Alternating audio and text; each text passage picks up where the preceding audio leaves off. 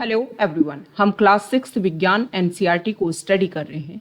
ये जो बुक है क्लास 6 विज्ञान की, वो विज्ञान के बारे में एक बेहतरीन समझ डेवलप करती है। आज के इस वीडियो में हम इस बुक का चैप्टर नंबर 1, जिसका टाइटल है भोजन यह कहाँ से आता है, इसके बारे में डिस्कस करेंगे। अगर हम सिंपल और सीधे शब्दों में कहें कि वो भोजन जिसको हम डेली बेसिस पर खाते हैं, वो भोजन की उत्पत्ति कहाँ से होती है, तो चलो स्टार्ट करते हैं। आप सभी को पता है कि वो भोजन जो हम डेली बेसिस पर खाते हैं, या तो हमें पेड़ पौधों से मिलता है या फिर हमें जानवरों से मिलता है। पेड़ पौधों में भी बहुत सारी भिन्नताएं होती हैं, जैसे कि किसी पेड़ की हम जो जड़ है उसको खाते हैं, किसी पेड़ की पत्तियां जो है उसको खाते हैं, और किसी पेड़ की जो फल फूल जो होते हैं उसको खाते हैं। तो जो भी पेड़ का जो भी पार्ट खाने लायक होता है उसको खाने योग्य पार्ट के रूप में, खाने योग्य भाग के नाम से जानते हैं। दूसरा, अगर हम बात करें तो पेड़ पौधों से हमें फल सब्जियां ये मिलती हैं। जानवरों की अगर हम बात करें तो जानवरों से हमें दूध मिलता है। इसके अलावा अगर हम बात करें अंडे, मीट, ये सभी कुछ जो है वो जानवरों से मिलता है।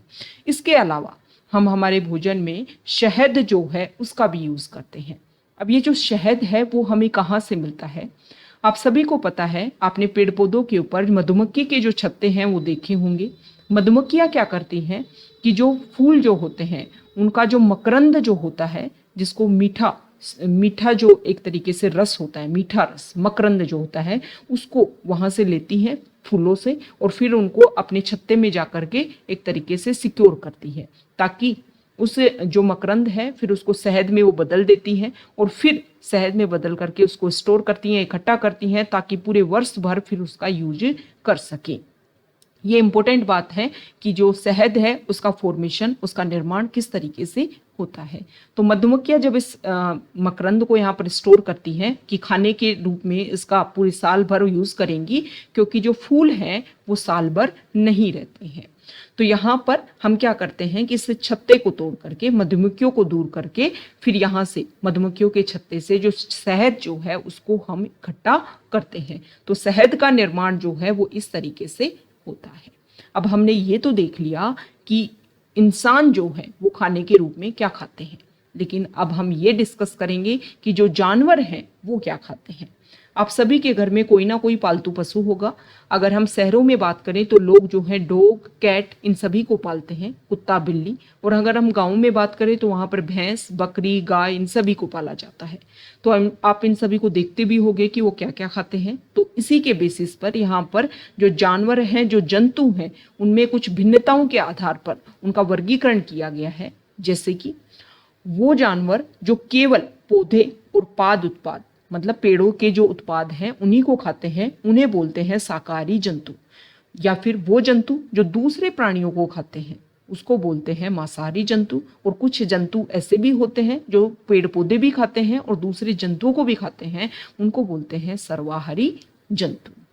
यहाँ पर इस चैप्टर में एक बात और बताई गई है कि जो फूड है, जो भोजन है, उसको अगर हम पूरे वर्ल्ड लेवल पर देखें या हमारे इंडिया में, भारत में भी देखें, तो आपको भोजन में बहुत सारी जो भिन्नताएं हैं वो देखने को मिलेगी। जैसे कि हमारे उत्तरी भारत में लोग जो है अलग तरीके का खाना खाते हैं, जो दक्षिणी भारत है वहाँ पर लोग अलग तरीके का खाना खाते हैं। इसके अलावा किसी भी भोजन को बनाने में कुछ संगठकों की जरूरत होती है, कुछ चीज़ों की जरूरत होती है, जिसको बोलते हैं संगठक। जैसे कि आपको चावल बनाने हैं तो आपको चावल चाहिए, साथ में उबला हुआ पानी चाहिए। आपको रोटी बनानी है, चपाती बनानी है, तो आपको आटा चाहिए, नमक चाहिए, पानी चाहिए और साथ में घी चाहिए।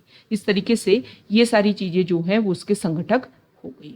तो ये हमने चैप्टर नंबर 1, जिसमें कुछ बेसिक जो शब्द हैं उसके बारे में बता रखा है, ज़्यादा कुछ नहीं है। यहाँ पर इसकी जो समरी जो है इस चैप्टर की वो भी दे रखी है, जिसमें बता रखा है कि देखो हमारे भारत में भोजन के नाम पर बहुत सारी भिन्नताएं पाई जाती हैं। और यहाँ पर अगर हम बात करें तो मानव का जो भोजन है या तो पेड़ पौधों से मिलता है या फिर किससे मिलता है, जानवरों से मिलता है। मतलब हमारे भोजन के मुख्य स्रोत पौधे और जंतु हैं। फिर बता रखा है, जानवरों की यहाँ पर वर्गीकरण कर रखा है कि वो जंतु केवल पादप खाते हैं उन्हें शाकाहारी, जो जंतु केवल जंतुओं को खाते हैं उन्हें मांसाहारी, जो जंतु पादप और दूसरे प्राणी दोनों को खाते हैं उन्हें सर्वाहारी कहते हैं। तो ये आज का हमारा चैप्टर 1 है, और इसके बाद में जो नेक्स्ट चैप्टर हैं उनको भी हम डिस्कस करेंगे। आप इसी तरीके से हमारे साथ में जुड़े रहिए। आपको वीडियो अच्छा लगा है तो प्लीज़ वीडियो को लाइक कर दीजिए, शेयर कर दीजिए और चैनल को सब्सक्राइब कर दीजिए। आप हमारे जो अदर इनिशिएटिव हैं उनको भी जाकर के व्यू कर सकते हो। Okay, thank you.